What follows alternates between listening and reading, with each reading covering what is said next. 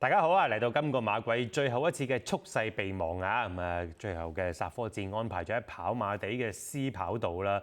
就咁睇落去咧，雖然話係季內最後一戰啦，咁但係咧普遍嚟講啊，報名馬嘅實力咧唔算好弱嘅，而且有好多咧有近績支持，咁呢樣嘢係最緊要㗎。如果你話以蓄勢能量評估相差值去睇嘅話咧，今季啊，到而家為止啦，其實好多啲正3啊、正4啊嗰啲馬咧嘅成績係相當唔錯嘅。反而一啲場合即得2隻正1啊，或者正1正2啊咁樣嗰啲馬咧，嗰啲賽事通常咧就會比較混亂少少嘅。睇下今晚你可唔可以有一個好好嘅完美結局啦。全晚得1隻正4嘅啫，咁另外2隻正3嘅。先講個正3嗰隻先啦。第2場嘅4班1200米啊，邊一隻有咁好嘅指數咧？原來就係嗰隻天下寵兒。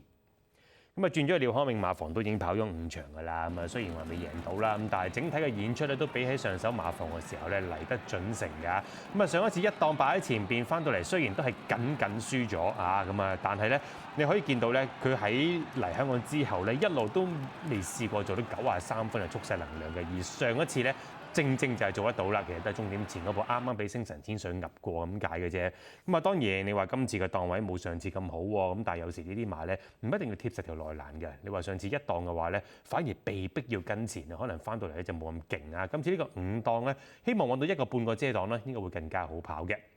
至於另外一隻係咩咧？第8場賽事啦，2班1200米。主角就係呢一隻啦，幸運有你啊！揸住沙田嘅 form line 梗係勁啦。最難得係咩咧？上次佢跑1400米本身已經唔係首本嘅啦，仲要走去跟前啊！一路翻到嚟咧，竟然喺呢個位咧，哇，走甩咗對手㗎！但係當然啦，追佢嗰啲馬硬嘢嚟嘅，小鳥天堂撲上嚟梗係犀利啦。但一路撐㗎嗱，去到呢度最後100米嗰條線啦，佢先至啱力弱嘅啫。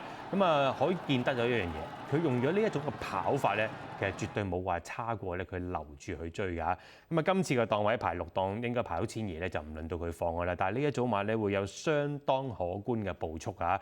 而就咁睇落嚟咧，上一次試過做到114分咁高嘅蓄勢能量，甚至乎你數到3場之前佢喺沙田千二做過115分，咁呢一啲數字全部都係凌駕晒成組馬。即任何一匹嘅真係數落去曾經做過嘅蓄勢能量嘅，如果你淨係揸住呢一樣嘢嘅話咧，我諗佢都轉過嚟呢個跑馬地咧，只要唔係話場地完全唔適應嘅話咧，都好有機會咧能夠打開勝利之門㗎。好啦，跟住上張備忘啦，留意下頭場嘅5班1650米。主角就係呢隻勇者無敵啊！上一次都幾後嘅，但係其實你見到係因為嗰個檔位嘅關係啦，排咗11檔起步都焗住留到好後嚟跑啊！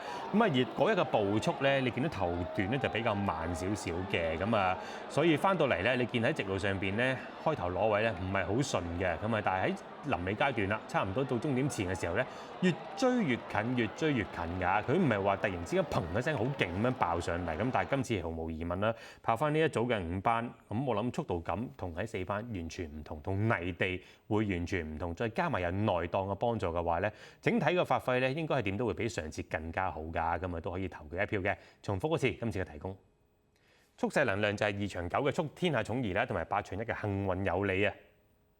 上張備忘咧，留意下1場2嘅勇者無敵啦。